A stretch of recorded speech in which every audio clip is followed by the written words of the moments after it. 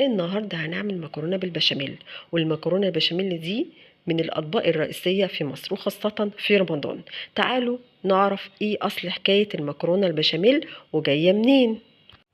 الأكلة دي أصلها فرنساوي، وإن كان أصلها أيام الملك لويس ال14، وكان على أيامه رئيس الخدم كان اسمه لويس دي بشاميل، وهو كان طباخ ماهر وهو اللي اخترع الأكلة دي، وعلشان كده اسمها بشاميل على اسمه.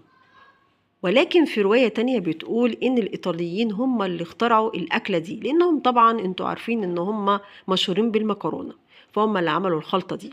والقصة بترجع، كان في أميرة اسمها كاثرين دي ميتسي، وهي اتولدت في إيطاليا، وكانت عروسة للأمير الفرنسي هنريش دي فالو ملك فرنسا المستقبلي.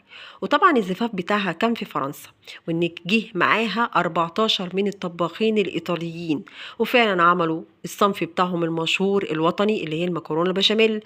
وطبعا طباخين اللي هم الفرنسيين خدوا منهم الفكرة دي وبقت أكلة فرنسية، ومن هنا بدأت الحكاية وانتشرت في الوطن العربي وفي العالم كله.